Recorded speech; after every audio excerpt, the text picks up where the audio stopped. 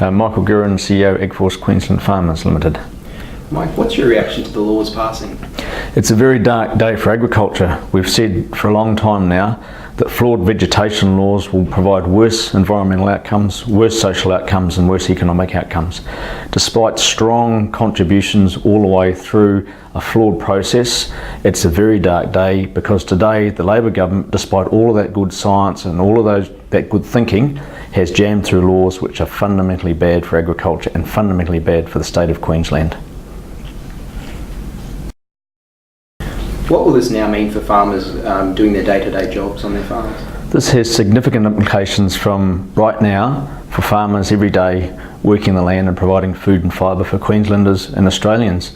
It means first of all they need to understand very complex laws, that things they do to look after the environment now are subject to red tape, to bureaucracy, to costs, to applications which will make some forms of farming not viable that have been viable in the past.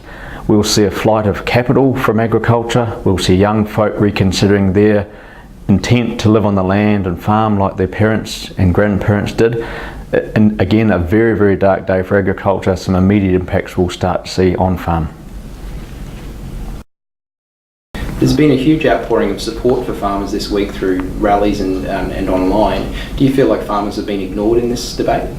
Farmers and the industry have been fundamentally ignored throughout the whole debate over a number of years.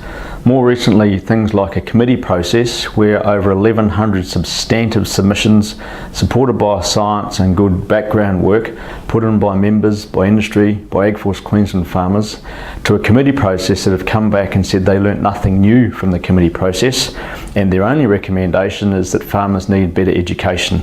There are a large number of examples where we've been fundamentally and completely ignored, and that comes through in the anger we're seeing in farmers and the complete and bitter disappointment we're seeing in the industry. So what's the next step? What happens now? We can't afford to lose this debate.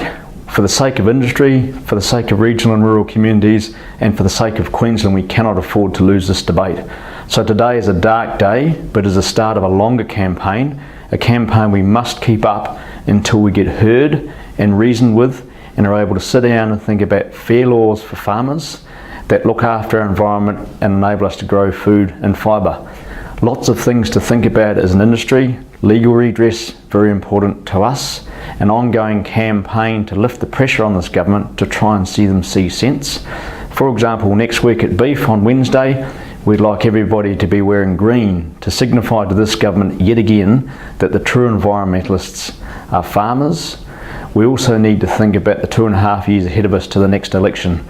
As was said at the rally last Tuesday, if we can't change the government's mind, we may have to change the government.